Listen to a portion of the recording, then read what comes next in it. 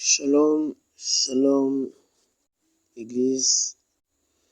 Bonsoir, bien-aimés frères et sœurs. Que le nom du Seigneur soit béni. Je voudrais partager avec vous un encouragement, un éclairage que j'ai reçu de la part du Seigneur concernant sa toute puissance. Vous savez, Paul va dire dans le livre d'Éphésiens qu'il priait afin que l'Esprit illumine les yeux des Éphésiens, qu'il illumine les yeux de l'Esprit, qu'il illumine leur intelligence, afin qu'ils saisissent la profondeur, l'excellente grandeur de la puissance de notre Seigneur Yehoshua Hamashiach. Amen. Je pense que je vais lire ce passage-là rapidement. Donc c'est Éphésiens.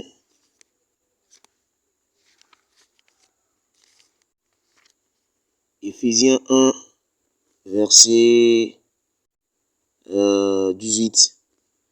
Qu'il illumine les yeux de votre intelligence, afin que vous sachiez quelle est l'espérance de sa vocation, quelle est la richesse de la gloire de son héritage dans les saints. Verset 19. Quelle est l'excellente grandeur de sa puissance, alléluia, envers nous qui croyons, selon l'efficacité de la puissance de sa force souveraine, qu'il a déployée avec efficacité en Mashiach, quand il a ressuscité des morts et qu'il a fait asseoir à sa droite dans les lieux célestes, au-dessus de toute principauté et autorité, et puissance et seigneurie, et au-dessus de tout nom qui se nomme, non seulement dans l'âge présent, mais aussi dans celui qui est à venir. Alléluia. Alors, vraiment, voici en fait notre sujet de gloire en tant qu'être humain même, en tant qu'être humain. C'est en cette puissance-là qui a été manifestée par Yehoshua en Mashiach à la croix que véritablement nous exultons, nous nous réjouissons. Amen. Et la croix du Mashiach, on ne cessera point de la contempler. En fait, l'image que le Seigneur me donne, c'est l'œuvre la plus belle, la plus parfaite qu'il a donnée aux humains pour contempler. Comme un peintre qui peint une œuvre et qui la présente dans une galerie. Alléluia. Alléluia. Donc voici l'œuvre. Excusez-moi. L'œuvre présentée par le Créateur. Alléluia. Aux yeux du monde entier. Paul pouvait dire, oh, je me rappelle plus, devant qui Mashiach a été dépeint, crucifié. Donc, on parle de peinture là. C'est une peinture, c'est une œuvre d'art, la croix du Mashiach. Et l'apôtre Paul va dire encore dans Romains, je n'ai pas honte de l'évangile du Mashiach, l'évangile de la croix, parce qu'il est la puissance d'Élohim pour le salut de quiconque croit. Oh bien-aimé frère, toi qui m'écoutes ce soir, je viens te dire que ta délivrance est dans la croix. Je viens te dire que la croix est ce qu'il te faut. Tu n'as pas besoin d'un pasteur, tu n'as pas besoin d'un bishop. Tu as besoin de rentrer en contact, tu as besoin de toucher la croix. Tu as besoin de passer à la croix, tu as besoin d'être crucifié avec Mashiach. Et ce soir, on va voir ensemble pourquoi on a besoin d'être crucifié en Mashiach. Pourquoi la croix est un sujet de gloire pour nous. Amen. Déjà, nous le savons, nous avons reçu la délivrance par rapport aux démons, la délivrance. Mais on va véritablement rentrer en profondeur par rapport à ça. Le Seigneur m'a donné un éclairage puissant. Parce que le Seigneur nous a vraiment, je veux dire, affranchis. Mon frère, tel que tu es là, tu as reçu l'autorité au sortir de ce partage-là. Tu vas regarder, c'est comme si dans l'esprit tu vas regarder les problèmes qui te minent. Tu vas regarder la ténèbre de haut et tu vas dire, oh serpent, oh ténèbres, oh Lucifer, je marche sur vous, je marche sur votre dos, je vous terrasse. Alléluia. Parce que notre Elohim, mon Elohim marche sur les serpents. Alléluia, alléluia, alléluia. Il dit, je vous donne l'autorité. Alléluia, alléluia, Yeshua. Oh, alléluia. Il prophétisait déjà sur, alléluia, celle qui allait sortir de son entraille, son épouse, alléluia. L'église est l'épouse du Mashiach, alléluia. Oh, l'église porte l'anneau, l'alliance, alléluia. Et une épouse a l'identité de son époux.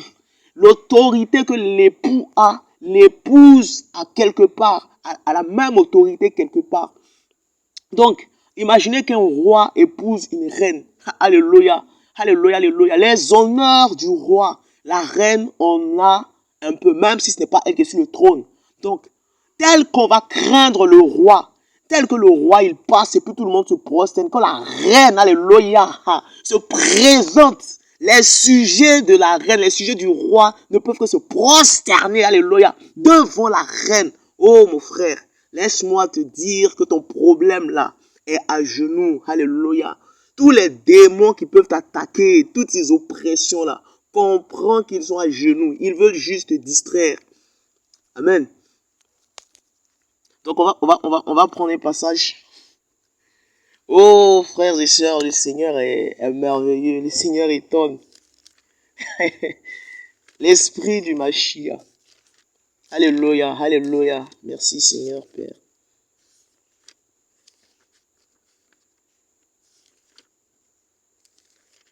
Donc on va prendre le passage de Actes. Bien avant, je vais prier pour...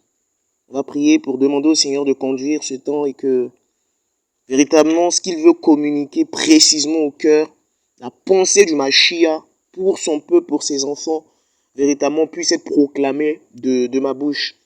Parce que je ne suis qu'un tuyau, je ne suis qu'une fontaine qui déverse de l'eau. L'eau qui jaillit jusque de la vie éternelle. Je suis qu'une fontaine. Que la fontaine jaillisse et que toute la gloire revienne au Mashiach. Père de gloire, Papa. Merci de prendre le contrôle, Père, en ce lieu. Au nom de Yahushua et que tout obstacle, Père, à l'évangile, Père, soit détruit, soit renversé, Seigneur, Père.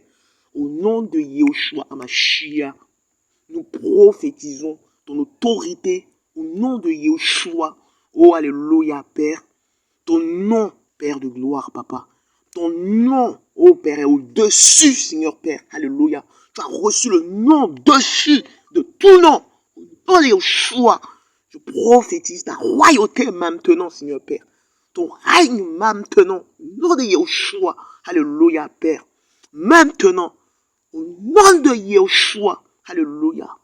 Que la maladie fléchisse de nous maintenant au nom de Yahushua. Que le péché lâche les vies au nom de Yahushua.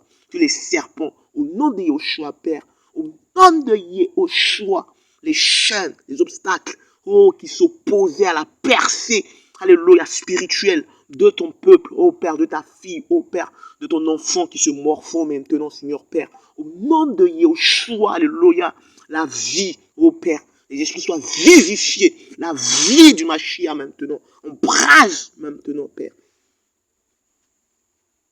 Merci, Père. Amen. Alors, je méditais les Écritures dans le livre de Actes et je suis tombé sur l'Esprit m'a poussé à lire de plus près, excusez-moi, le passage de Acte 3, le verset 1. Donc, je vais le lire. Or, Pétros et Yohanan montaient ensemble au temple à l'heure de la prière, à la 9e heure. Je reprends. Or, Pétros et Yohanan montaient ensemble au temple à l'heure de la prière, la 9e heure. Alléluia. Je lis ce passage et l'Esprit attire mon attention sur la 9e heure. Alléluia. Pour parler en fait du temps. Notre Elohim est un Elohim de temps et de circonstances. Mais là, en fait, il m'interpelle par rapport à comment les temps ont été, je veux dire, disposés. Parce que nous le savons, le monde actuel est influencé par la Rome. Par Rome, le 10e royaume. La 10e bête, je crois. le quatrième empire plutôt, le quatrième empire de Daniel, que Daniel a vu. Et la Rome a laissé au monde, on va dire, plein de choses, plein de pratiques. Et la Rome, c'est-à-dire, quand un empire ou quand un pouvoir a une telle force, quand on parle de la bête, le quatrième empire, on voit la force, de ce royaume-là, au point où l'impérialisme, je veux dire, l'impérialisme de ces peuples-là, sur les nations du monde entier, on a vu Babylone, qui a laissé, on va dire, des traces dans la culture mondiale. Et pareillement, la Rome antique a laissé des traces, a influencé les peuples au point où, je veux dire, le calendrier, les temps même ont été influencés. Amen. Les temps ont été influencés. Donc, qu'est-ce qu'on va remarquer? C'est que c'est le calendrier des Romains qu'on utilise, le calendrier grégorien. La façon dont les heures sont lues, ce n'est plus conformément au commencement, à comment le Créateur a créé les choses, mais c'est selon le calendrier grégorien, pour vous montrer à quel point l'influence de l'impérialisme, de la colonisation romaine sur le monde entier est forte. Donc, l'esprit m'interpelle par rapport à la 9e heure, par rapport à la façon, je veux dire, dont l'heure a été comptée, m'interpelle par rapport à, je veux dire, l'impérialisme romain. Donc, nous le savons bien, l'auteur de l'épître là, il va compter les heures en fonction des heures du calendrier romain. Nous savons aussi, en fait, que les temps ne sont pas pareils que pour le Créateur. Et en fait, ce que le Seigneur va me faire comprendre, en fait, c'est que si, je veux dire, ils ont réussi à influencer à un tel point le calendrier, les temps, quel était leur objectif, je veux dire, derrière cette influence? Vous devez savoir en fait que Satan, il aime mimer le Créateur. Parce que derrière la Rome, il y a bien sûr Satan le diable, Lucifer. Et donc, en voulant mimer le Créateur, qu'est-ce qu'ils essaient de faire? On va voir quelque chose. Nous savons que, en fait,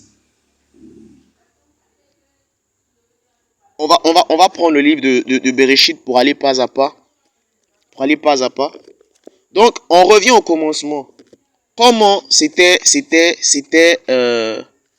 comment les temps ont été fixés, ou du moins, comment on lisait au début, comment on comptait au début, ou qu'est-ce qui a été fait au début. Donc, je lis Bereshit 1, verset 3.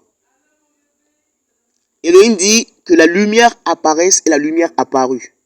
Elohim vit que la lumière était bonne. Elohim sépara la lumière de la ténèbre. Elohim appela la lumière jour et il appela la ténèbre nuit. Il y eut un soir, il y eut un matin, un jour. Voici. Donc, normalement, c'est le soir et le matin, un jour. Je continue. Les luminaires, voilà. Le passage que je cherchais, Bereshit 1 à partir du verset 14. Elohim dit que des luminaires apparaissent dans le firmament des cieux pour séparer la nuit d'avec le jour, qu'ils deviennent des signes pour les temps fixés. Alléluia. Je veux qu'on retienne ça. Pour les temps fixés, pour les jours et pour les années. Donc, en fait, les jours, les années ont été disposés autour des temps fixés. Et les temps fixés, en fait, concernent le culte qu'il fallait rendre à Yahweh. Donc, c'était les fêtes de Yahweh. Donc, autrement dit, les temps, les jours, en fait, ont été disposés en fonction de l'adoration qu'il fallait rendre à Yahweh. Et donc, quand Satan vient mimer cela avec la Rome, c'est-à-dire les temps qu'il dispose, c'est pour rendre un culte à des divinités, frères et sœurs. C'est terrible. C'est pourquoi on va voir que lundi, c'est affilié à une divinité. Parce que on doit savoir que les Romains étaient polythéistes. Ils adoraient plusieurs Elohim. Donc, mardi, ils disent Mars. Mercredi, Mercure. Jeudi, Jupiter. Vendredi, Vénus. Samedi, Saturne. Donc, ce sont des démons, en fait, auxquels ils ont affilié leur jour en mimant le Créateur, de sorte à ce que chaque jour appartenait à une divinité, frères et sœurs. Et donc, voyons comment ce quatrième empire-là a influencé le monde entier, influencé les pratiques, influencé les cultures. Et nous voyons que selon la prophétie biblique, ce quatrième empire, la quatrième bête, allait être blessée et allait renaître.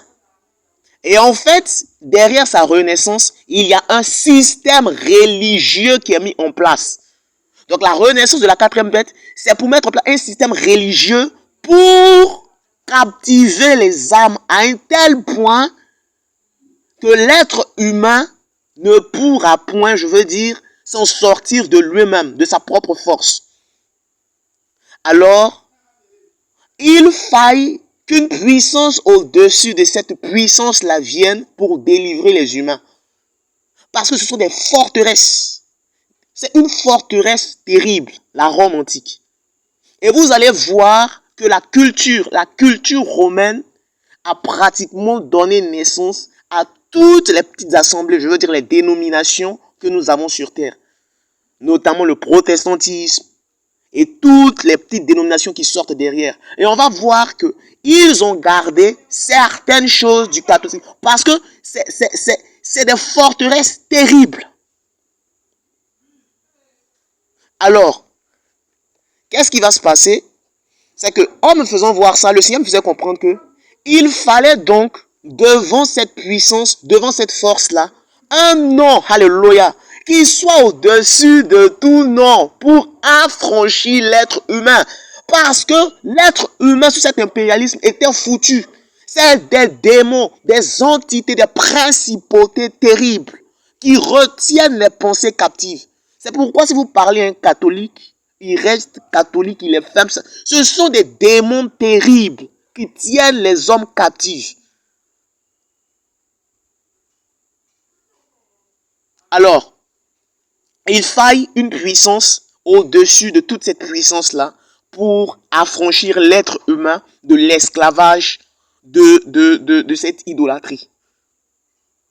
Et Paul va dire quelque chose aux Romains qui est capital. En comprenant cela, c'est pourquoi j'ai compris pourquoi Paul va dire aux Romains dans l'épître aux Romains, Romains 12, 2, on va le lire.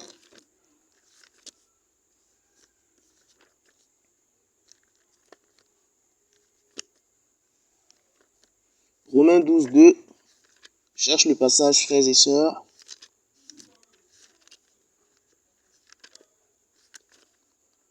Romains 12, à partir du verset 2.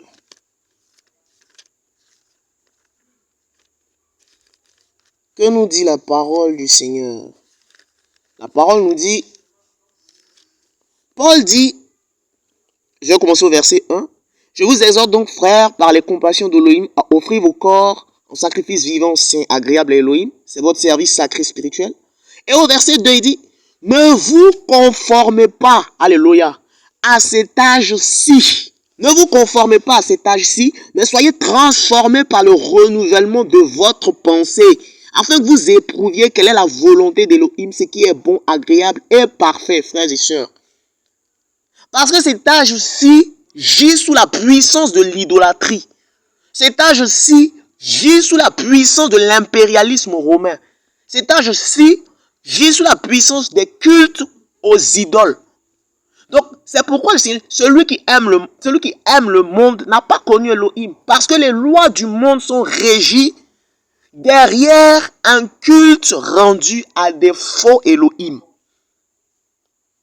Mais comment l'esprit peut être renouvelé s'il n'y a pas une parole, s'il n'y a pas l'évangile? Frère, c'est l'évangile de la croix, alléluia, qui brise les chaînes, frères et sœurs, alléluia.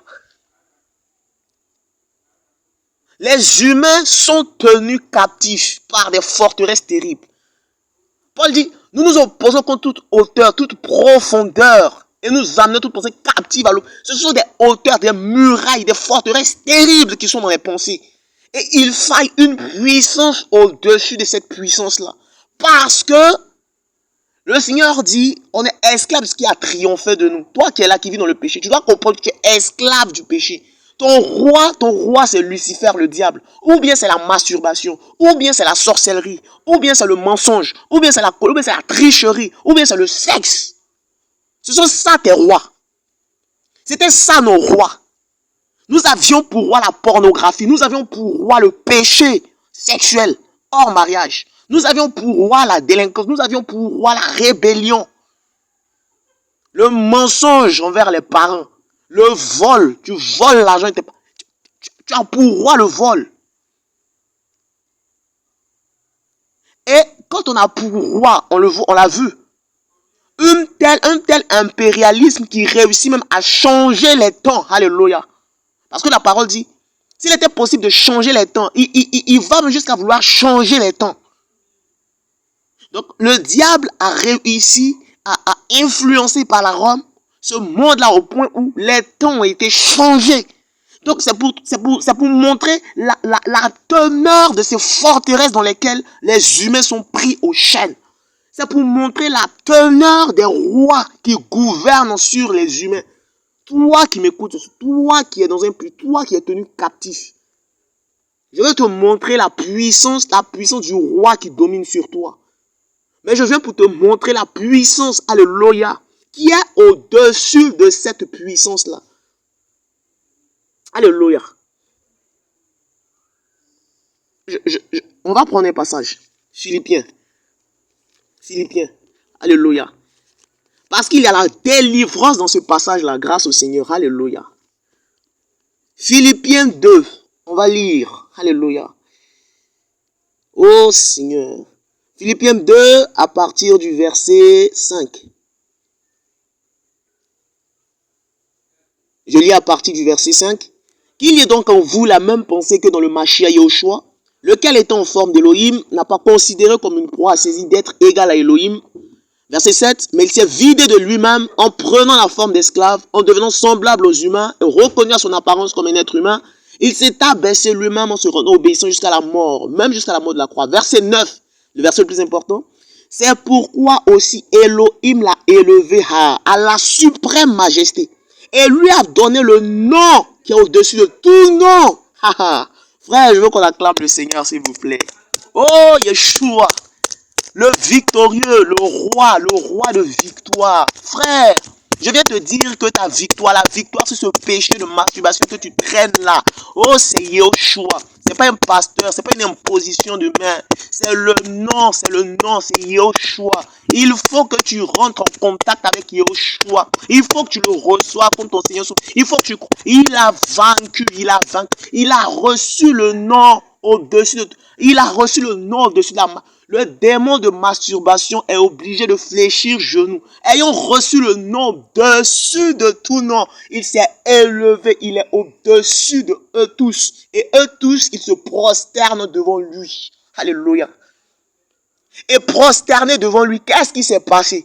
Il a pris avec lui une multitude de captifs, il les a fait monter avec eux. Et ceux qu'il a fait monter avec eux, il les a mis aussi au-dessus, alléluia, de ces noms-là. C'est pourquoi un fils du Mashiach ne peut plus être attrapé ou ne pratique plus le péché, frères et sœurs. Alléluia. Et ce soir, Yahushua veut te sortir de là pour te faire monter au-dessus de tout nom, pour te donner l'autorité, pour te donner la force, pour te donner la victoire, pour marcher sur les serpents et sur les scorpions. Mais tu n'as qu'à recevoir sa main. Tu n'as qu'à te repentir. Il dit que son bras n'est pas trop court pour agir. C'est ton péché qui éloigne la face du Seigneur de toi. Mais il a envoyé son fils mourir à la croix pour toi. La parole dit, il n'y a de salut en aucun autre. Il n'y a de salut en aucun autre. Car il nous est donné sous le ciel aucun autre nom par lequel les êtres humains puissent être sauvés. Toi qui m'entends ce soir, le salut de ton fils, le salut de ta famille est en Yeshua HaMashiach. Ce n'est pas dans les briques, ce n'est pas dans les assemblées, ce n'est pas en chauffant les bancs les dimanches que tu auras la délivrance. C'est quand tu tendras ta main au Seigneur, c'est quand tu le recevras comme ton Seigneur et Sauveur, parce qu'il a accompli déjà la délivrance. Tu n'as plus besoin de payer un franc, tu n'as plus besoin de payer quoi que ce soit pour être délivré, parce qu'à la croix, alléluia, il a crié, Eloi, Eloi, lama sabachthani, il s'est vidé de son sang, alléluia, pour effacer tes iniquités, oh alléluia, il a aimé, il t'a aimé, il t'a pris sur lui le châtiment qui t'était réservé. Tu n'as plus à payer un rond. Tu as juste à lui ouvrir ton cœur. Tu as juste à confesser ton péché devant ta face. Là où tu es, si tu m'entends ce soir, parle au Seigneur. Confesse ton péché. Il est prêt à te recevoir, jeune fille. Yoshua ne te condamne pas dans ta prostitution. Il ne te condamne pas dans ta prostitution. Il y a une histoire dans la parole d'une femme qui s'appelle Myriam Magdeleine, de qui il a chassé 7 démons. 7 démons. Une femme prostituée. Oh, alléluia. Yoshua l'a pardonné. Yoshua lui a pardonné. Yoshua lui a donné un nom, un nouveau nom. Et tu vas voir à sa résurrection, il va voir Myriam Magdeleine, de qui il a chassé 7 démons. Il va la voir. Et c'est à elle d'abord qu'il se révèle. C'est à elle d'abord qu'il se révèle après sa résurrection. Oh frères et sœurs, la parole le dit, on va le lire. Une femme qui avait 7 démons, il se révèle à elle la première, après sa résurrection. L'Élohim de compassion, l'Élohim d'amour, Yeshua HaMashiach. Viens frères et sœurs, venons à lui, venons au pied de la croix. Contemplons la croix du Mashiach. Alléluia. Alléluia. Toi qui es déjà chrétien, comprends que tu as reçu l'autorité. Tu as reçu l'autorité. Tu es libre. Alléluia. Oh, il t'a élevé. Alléluia. Près de son cœur. Pour que tu contemples sa face, pour que tu sois en intimité avec lui, que plus rien ne te condamne, Dis à l'ennemi qu'il est vaincu. Il faut avoir foi, il faut croire. Tu es libre. Il a reçu le nom au-dessus de tout nom. Alléluia. Il est élevé à la suprême majesté. Il est écrit, il a fait asseoir avec lui dans les lieux célestes. Il nous a fait asseoir. Ephésiens 2, verset 6. Il nous a fait asseoir dans les lieux célestes. Alléluia. Et lui-même s'est assis dans les lieux célestes au-dessus de toute principauté. Alléluia. Oh, frères et sœurs, Yoshua a affranchi son église. Yoshua t'a libéré. Yoshua t'a rendu libre de la condamnation, pour marcher en nouveauté de vie, pour le servir sans crainte ni tremblement tous les jours de ta vie. Alléluia. Tu dois saisir par la foi cette œuvre et chasser cette oppression, cet esprit t'oppressé. Tu dois le dire arrière de moi. Je marche sur toi et tu vas voir la parole du Seigneur s'accomplir, frères et sœurs. Alléluia. Oh Yeshua. Oh Yeshua, reçois la gloire, Seigneur Père. Alors, on lit le passage de Myriam Magdeleine pour encourager tous ceux-là même qui se culpabilisent, qui se jettent des pierres, disant que leur situation est finie. Ta situation n'est pas finie. Alléluia, alléluia. Elohim est celui qui change le nom. Alléluia. Il est l'Elohim du nom. Il a le nom. Alléluia. Il a reçu le nom au-dessus de tout nom. Il est l'Elohim qui change, qui parle et la chose arrive. Alléluia. Marcos 16, verset 9. Et étant ressuscité, frères et sœurs, écoutons bien, le matin du premier Shabbat, il apparut d'abord à Myriam Magdeleine, de laquelle il avait chassé 7 démons. Alléluia. Le Seigneur ne te condamne pas dans ta prostitution. Le Seigneur ne te condamne, ne te rejette pas. Il t'appelle à la repentance, jeune homme. Oh, le Seigneur ne te condamne pas dans l'alcoolisme. Le Seigneur, oh, tu as pu faire des péchés terribles. Tu as pu commettre, oh, des avortements. Le Seigneur t'appelle à la repentance. Le Seigneur te dit, repens-toi, ma fille. Je t'appelle. Tu m'as connu sûrement. Tu as connu sûrement le Seigneur et tu t'es sûrement détourné. Reviens au pied du Maître. Le Seigneur t'appelle. Le Seigneur t'appelle. Le Seigneur t'appelle. Ta situation n'est pas compliquée. Ta situation n'est pas difficile. Alléluia. Toutes choses sont possibles à Yahushua parce qu'il a reçu le nom. Alléluia. Son nom veut dire Yahweh, salut. Son nom veut dire délivrance. Alléluia. Invoque ton nom. Il dit invoque-moi, je te répondrai. Invoque-moi, je te répondrai. Alléluia, alléluia. Servant du Mashiach, toi qui pleures, toi qui te morfonds, toi qui te poses des questions, toi qui te demandes, Seigneur, est-ce que je t'ai connu? Seigneur, regarde tel caractère. Oh, alléluia. Le Seigneur te dit, la croix, la croix, la croix. Oh, alléluia. J'ai tout accompli à la croix. Alléluia. La chair a été crucifiée à la croix. Le Seigneur te dit, tu es une nouvelle créature. Ne regarde pas au passé. Ne regarde pas tes erreurs. Lève-toi, soldate. Lève-toi, lève-toi et marche, avance pour le Seigneur. Alléluia. Parce que tu as reçu l'épée. Tu as reçu l'épée prophétique. Tu as reçu l'épée prophétique. Tu as reçu la parole. Tu as reçu l'autorité. Prophétise sur ta famille. Prophétise sur ta vie. Prophétise la vie. Prophétise la victoire de l'agneau. Et tu verras la gloire du Mashiach. Alléluia. Parce qu'il t'accompagne. Parce qu'il est avec toi. Alléluia. Parce qu'il a détruit les chaînes. Alléluia. Alléluia. Oh, alléluia. Force au roi. Oh, frères et sœurs. Le Seigneur est puissant, le Seigneur est fidèle. Oh, alléluia. Je pense qu'on va lire le passage de Colossiens et on va s'arrêter là. Le Seigneur me donne le passage de Colossiens. Confirmer sa parole pour nous encourager. Colossiens 2, verset 11.